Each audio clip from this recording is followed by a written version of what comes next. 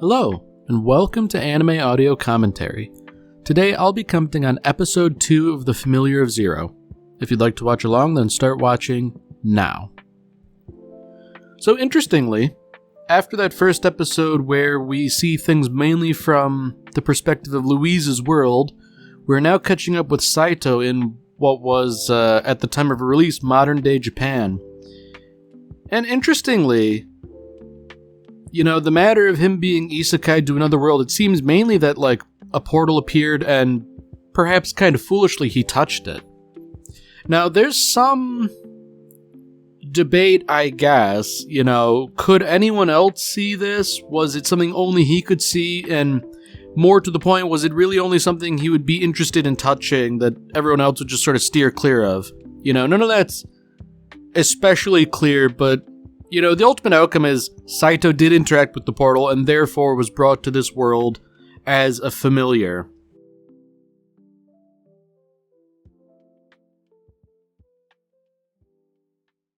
Now, normally during the opening theme, I would sit quietly with reverence, but today I am obligated to my sponsor. Today's sponsor is none other than myself. You may not know this, but I write light novels, and I've written quite a few. Today, I'm going to tell you about the eccentric detective Yamamoto, in which the intrepid, if drunken, detective solves a wide variety of cases with the help of her assistant Satoshi. Ranging from finding missing pets and surveilling cheating spouses to catching a high-end cat burglar and preventing the murder of a local business magnate, no case is too big or too small for Detective Yamamoto. Even when she's forced to work with, and occasionally against, the police, and even when she must contend with her fear of the supernatural, nothing will prevent the eccentric detective from doing what needs to be done to solve the case. If this sounds like something you'd like to read, then by all means, consider purchasing books in the Eccentric Detective Yamamoto series by me, Frederick Fitzgerald, through Amazon. Thank you very much for your time, and enjoy the episode.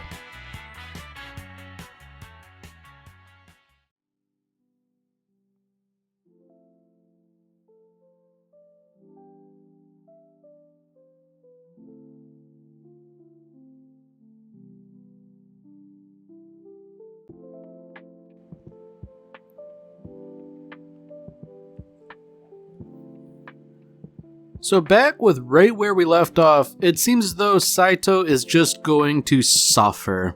Not only is it clear that he no longer lives on Earth as he once had, but Louise has taken extra measures here.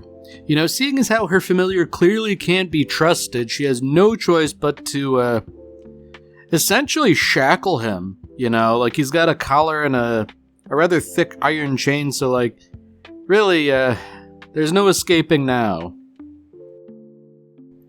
Although that said, when the thing you have to escape from is essentially laundry duty, your life could really be a lot worse. That said, this always sort of, not that it rubbed me the wrong way or anything, but the idea that Louise is so blasé about changing in front of Saito, because yeah, he is a familiar, but, she established that he's a commoner, and everyone was making fun of her for that. So it's look, if having a commoner as a familiar is so absolutely humiliating, then why is it any better to change clothes in front of your familiar, I mean, I guess it's probably mainly done for the benefit of us, the audience, but, man, I forgot how kind of rocky things were initially. Saito is, understandably unhappy about his situation, but this is one of those things where, I get why he, refuses to do laundry and all the other chores and things like that. But on the other hand, given that he is, almost entirely at the mercy of these strange people, it wouldn't do to be a little conciliatory. I mean, it's a fine thing, it's kind of like the prisoner's dilemma, except both Saito and Louise are generally intent on defecting, which is to say being antagonistic needlessly. It's kind of unfortunate where just a little bit of goodwill would go a long way, but neither is necessarily willing to initiate or reciprocate that, you know? In many ways, it's kind of like the real big tragedy. And I mean, I say that, you know, knowing how the series ends, it isn't a tragedy, but like, I feel like just a slight change here or there would make the whole thing a lot more palatable in a way that, I don't know. I guess mainly it suits my particular tastes, I suppose. Now, it is interesting that Saito, having realized the situation he's in, that, you know, he is essentially bound to dress Louise, you know, she can't do it herself, apparently, and that he's essentially trapped on this world that, like, there's no real sense in escaping. But by this point in time, you know, the trust is already kind of broken, and, you know, if, like, his mobility wasn't enough, Louise has escalated to, like, withholding food and all that, which, like, I don't know the strict mechanics of being a familiar on account of having only read, like, a little bit of the light novels that were fan-translated, but, you know, starvation, I assume, is a possibility, you know.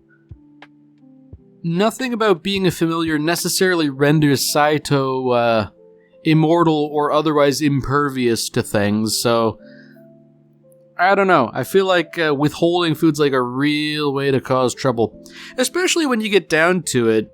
You know, Saito being a familiar, he's you know, he's there to do things, and it's hard to do things on an empty stomach. Now, there are a couple things here, because on the one hand, Saito's remarking at this ordinary breakfast as though it's a feast, you know, some sort of cause for celebration. But beyond that, you know, he is beneath the dignity of sitting at the table, so the poor lad, he's just gonna have to, like, eat on the floor off of, like, a dingy chipped plate.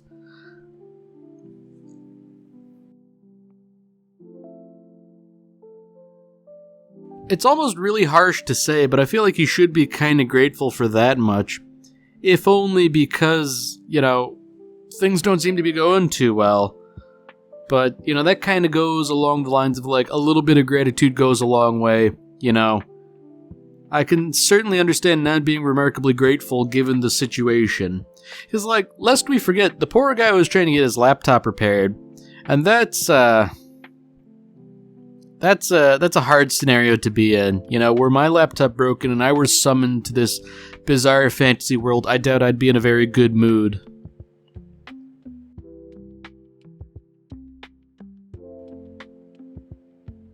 So this should be like a little clue to everyone, you know, Saito being so surprised to see what Kirsch calls a salamander.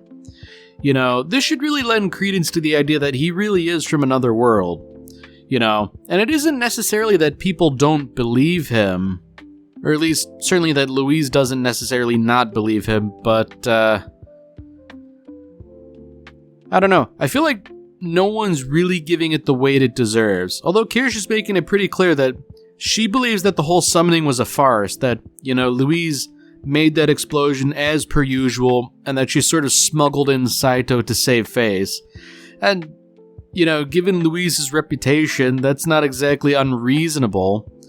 But, like, everyone's just sort of ignoring the idea that, you know, something truly bizarre and magical could have happened here. So, Saito, the poor guy, like, he has a tendency to cause trouble. You know, he knocked that food over into the grass and, like, it's not good. You know, the maid can't serve that to the aristocrats here. So the question is whether or not she gets into any trouble over it, because I feel like, as a familiar, Saito is granted some leeway, you know.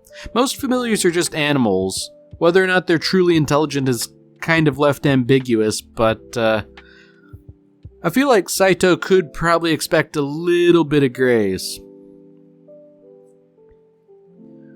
So Saito seems to be hitting it up with Siesta here. And that's kind of an interesting thing in my mind, because a lot of the characters have accurately European names, Louise, Tabitha, Osmond, Colbert, but Siesta, that really just seems like you found a random Spanish word and just went with it. So, unfortunately, Saito is really dead set on causing trouble. The cake fell on the ground already, but Saito is deciding to serve it to Guiche, mainly out of revenge for how he was treated last night. Which, I understand the impulse, of course, but, Saito's kind of barking up the wrong tree. He doesn't fully grasp that his behavior reflects on someone else, and someone who doesn't exactly have a great standing as it is. So for the time being, Guiche doesn't really seem to acknowledge Saito beyond wanting more tea. He's too busy flirting with Montmorency. Which, oh dear, it seems the other shoe has dropped. She is aware that he was hanging out that first year, so, things are fraught in the world of Guiche.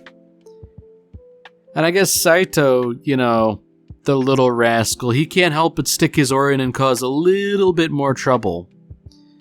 Unfortunately, he doesn't really understand here that honor is sort of paramount in a society like this, This is liable to cause real trouble, if not for himself, then certainly for Louise.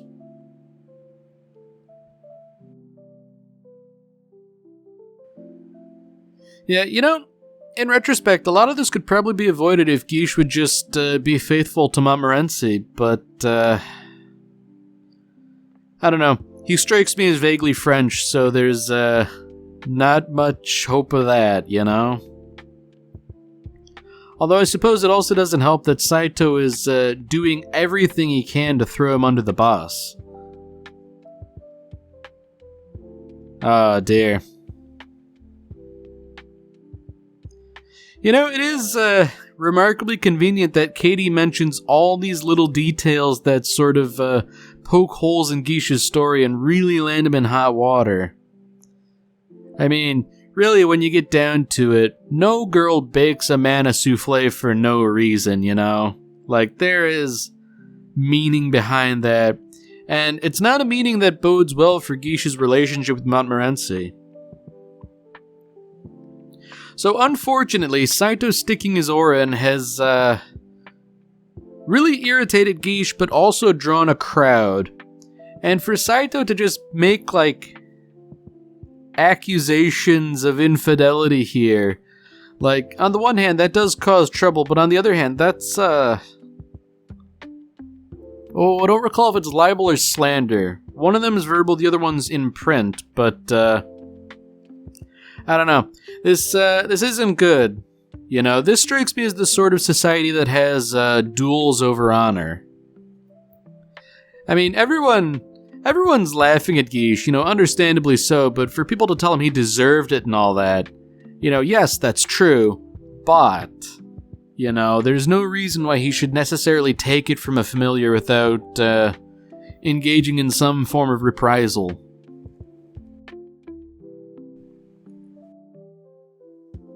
So the question is, I guess it's not a question anymore. It is in fact a duel. The trouble is, where on earth is Louise during all of this? Because, she's not exactly a cooler head, but surely her cooler head would prevail relative to these two guys. So, surely she wouldn't sanction something like this, right? Although, given her reaction, it seems that it may be, beyond her ability to head things off, Seeing as how Saito accepted the duel, it might be a done thing. And when you get down to it,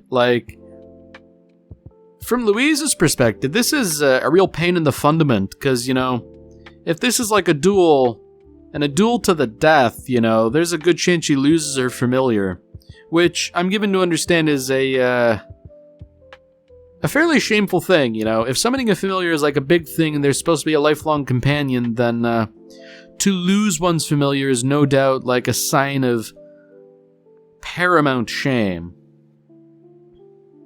And I didn't remark upon it at the time, but it is interesting that Saito is refusing to apologize. You know, he, for all his faults, he is very stubborn, and in that way he sort of resembles Louise, you know, for better or for worse. Now, back with Colbert and the headmaster, you know, they're discussing the topic of the runes, and it really does seem that things are very, very important here for as yet unspecified reasons.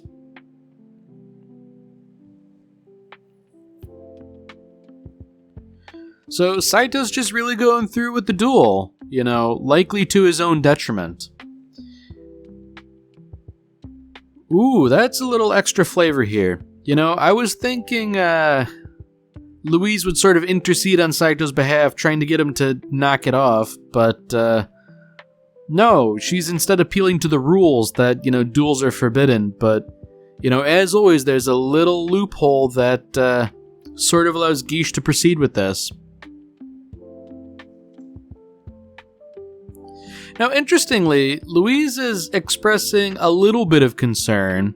You know, it's not necessarily concern for Saito himself, but more that she doesn't want to watch her familiar be beaten viciously.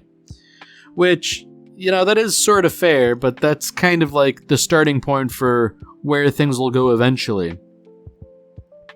Now, something I find interesting is that Guiche manages to summon this monster made of bronze. Interestingly enough, you know, it's not as familiar, which would be a mole, but that this little Valkyrie was sort of conjured out of nothing seems to be fairly potent magic to me, and the fact that it's so strong and capable, you know, that bodes well. For such a thing to just sort of like punch Saito like that, it's not really surprising. You know, the guy's like a teenager. Teenagers aren't known for being remarkably strong or nothing, but even after being knocked down, Saito's still willing to continue the duel, which, again, speaks to his stubbornness and his determination, but, you know, it seems to me that it's verging into foolhardiness. You know, he's taunting his opponent now.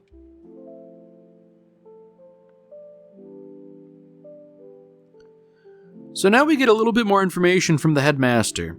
You know, the runes are indicative of a legendary familiar. And for that familiar to have been summoned by Louise, you know, that likely indicates there's something special about Louise. You know, special beyond the fact that she seemingly has no talent for magic whatsoever.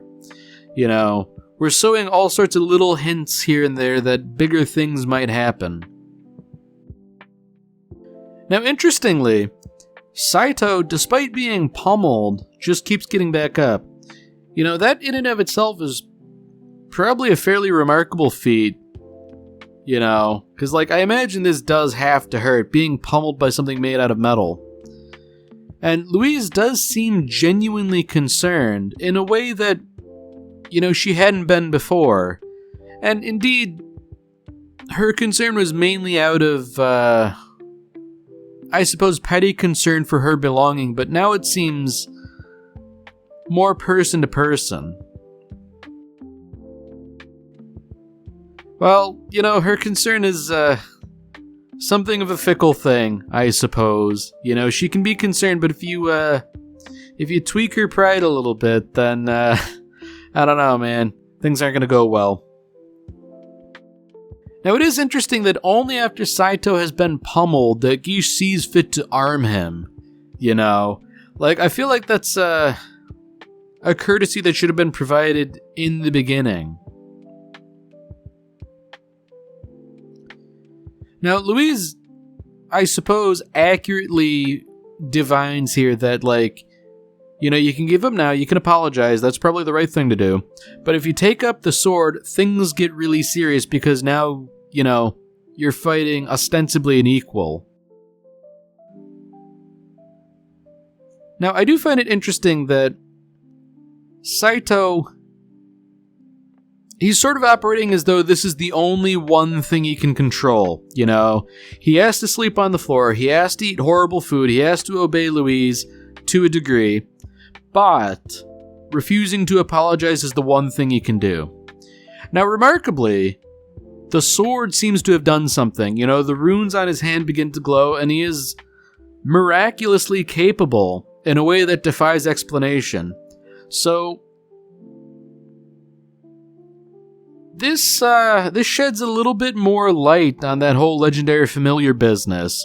You know, it seems as though the form of the legendary familiar is particular. You know, if the runes on his hand allow him to wield a sword, then perhaps only something that could wield a sword would be the recipient of those runes. Now, tellingly, Saito did manage to win. You know, as soon as he picked up the sword, it was effectively all over. You know, he chopped through those Valkyries like they were nothing, and, you know, he essentially forced Guiche to back down. So there you have it. Now, what's also telling is that the instant he puts down the sword, you know, that's that. He conks out. And I suppose it's understandable between the beating he took and, you know, the unfamiliar use of magical powers. I guess it only makes sense that, you know, after, like, the adrenaline wears off, he probably would just kind of crash like that. You know, I imagine fighting in such a manner is not something he had ever done before. Now, tellingly, this was apparently so strenuous that he slept for 3 days. So, the payoff here is, I reckon how Louise is feeling. Because, you know, Siesta was ordered to bring him food and all that on her orders, and apparently she took care of him without sleep herself. So, you know, despite how prickly she can be, she does seem to care sometimes, you know. If only Saito would appreciate that just a little bit more than he currently does, you know?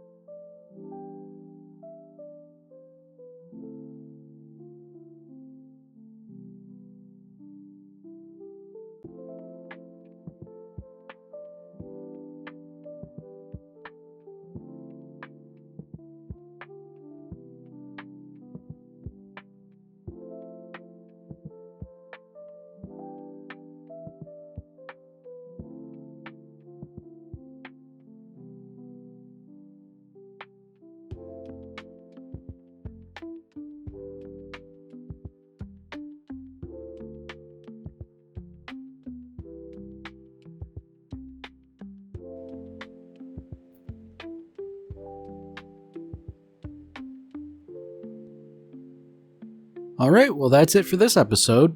If you've enjoyed it, then by all means, tune in for the next one. See you, Space Cowboy.